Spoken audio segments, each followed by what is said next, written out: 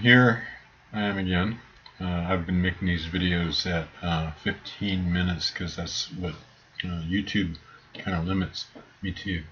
So after uh, Yeshua went up to Jerusalem, um, he apparently, and this is in John 3, I'm going to go with verse 22. After these things came Yeshua and his disciples into the land of Judea.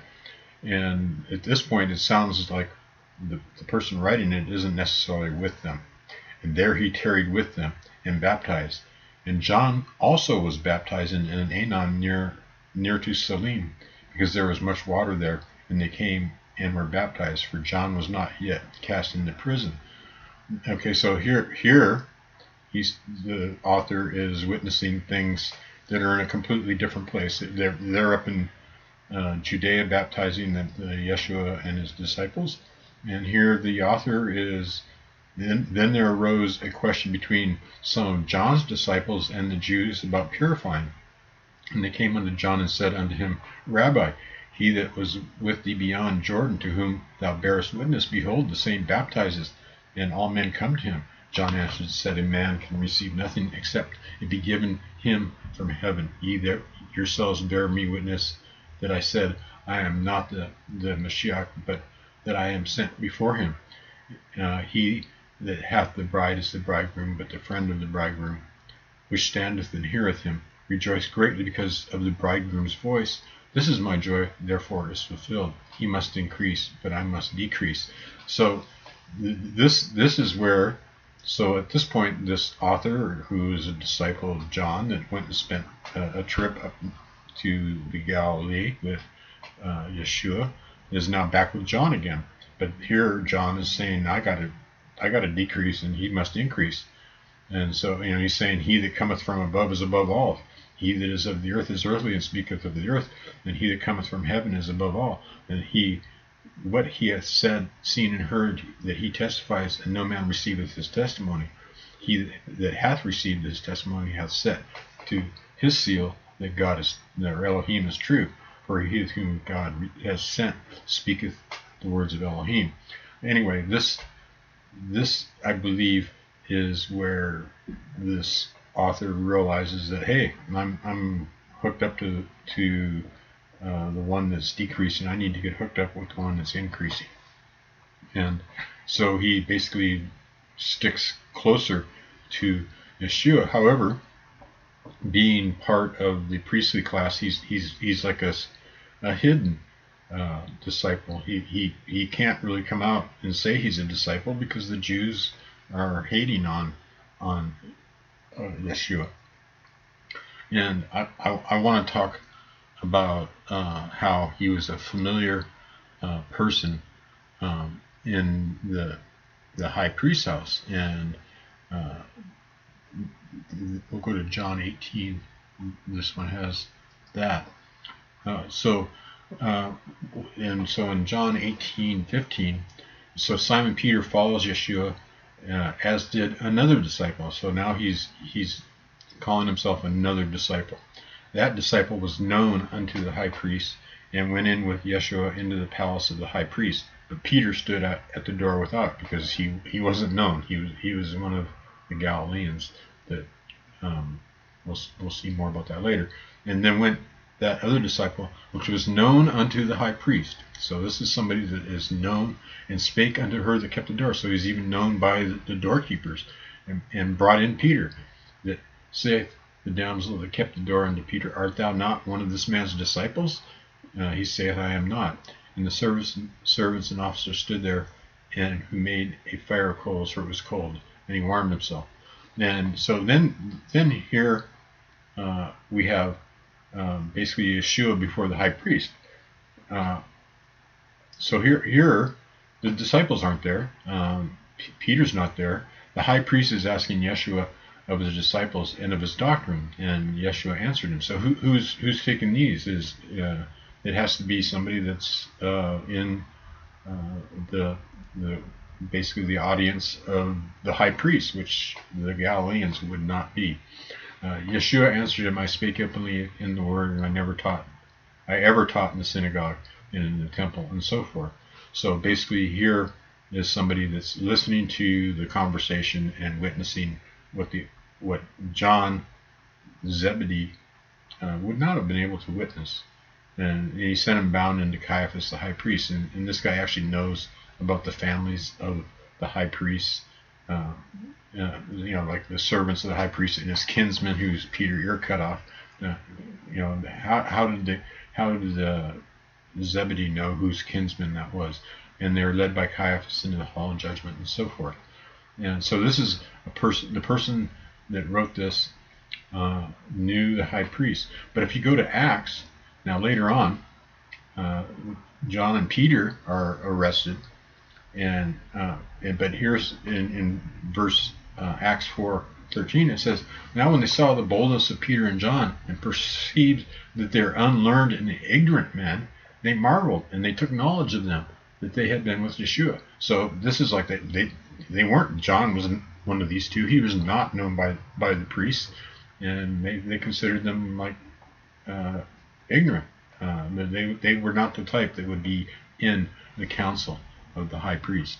So, if it was a priest that was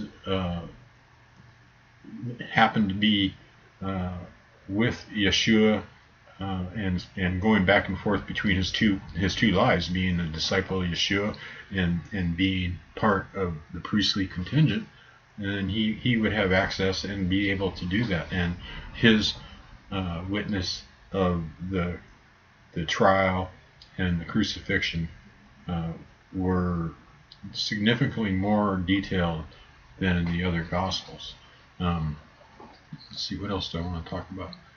So let's see what we got here. We got, in John 11. So Lazarus, who he basically, this person is always, if it is Lazarus that is this witness, he's with him, but except for this very brief part where it says now, and this is where he actually first names Lazarus. There was a certain man who was sick named Lazarus of Bethany, the town of Mary and her sister Martha.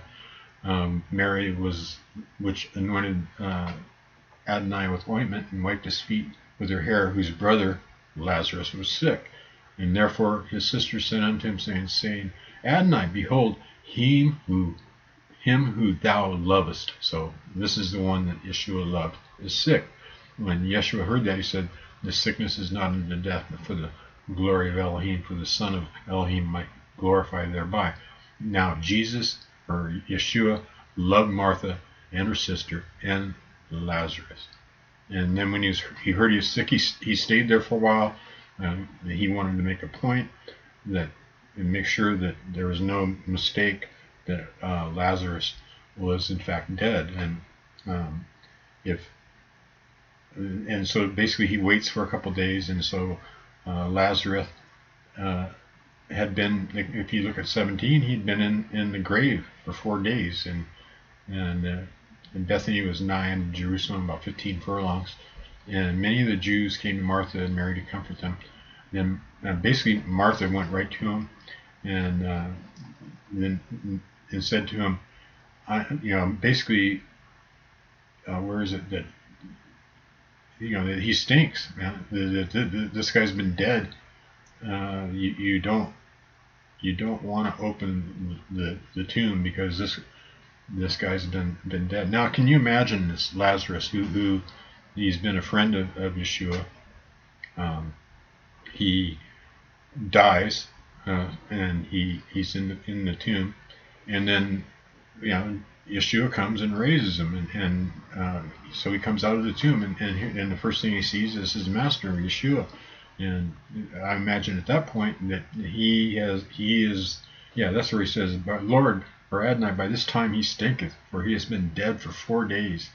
And this is where many of the Jews came to Mary and see the things that Yeshua did, but basically some went and told the Pharisees, and then gathered the chief priests and the Pharisees a council and said, what do we now? Who was in this?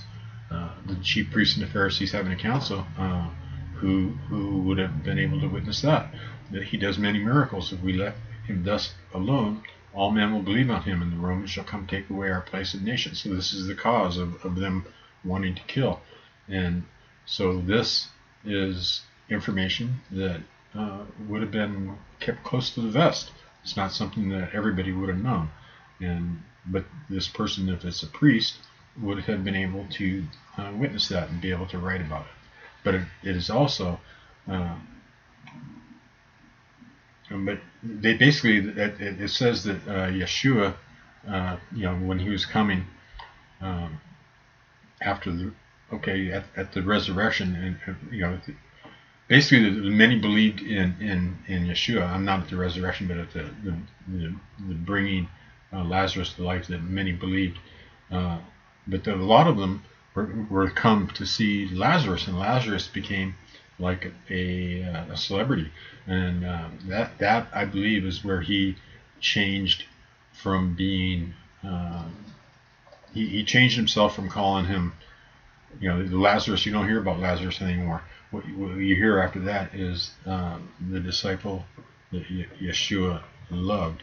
And let's see where this is in John 12. So if we go to John 12, basically he gets anointed, and then the plot to kill him. Much of the people of the Jews therefore knew that he was there, and they came not for Yeshua's sake only, but that they might see Lazarus also, whom he had raised from the dead. But the chief priests consulted that they might put Lazarus also to death, because by reason of him many of the Jews went away and believed on Yeshua. So I believe that this is the cause for him when he's writing his gospel, to not put his name all over it, and for him to try to keep a low profile, because he wasn't exactly he was persona non grata. They wanted him to be put down. He was really bold when he went in with Yeshua to the trial and so forth, because he'd already been dead, so I think he didn't fear death. All the other the apostles, that they hit the hills. Only Peter went there, and probably shouldn't have, because that's where he basically denied our master 3 times and so forth. I want to now, let's see what I want to talk about. So Lazarus, he's not mentioned in any of the apostles. Okay, so the part where let's go to John 11. 11:44. So when he cried with a loud voice, Lazarus, come forth. And he that was dead came forth, bound hand and foot with grave clothes, and his face was bound about with a napkin. And Jesus said unto them, loose him and let him go. So here's where Lazarus comes out, and he's in grave clothes and has a napkin. Now, if you look at where let's see, where he was the fastest, the other disciple was the fastest to get to. Let's go to John 20. It's kind of interesting. John 20, verse 7.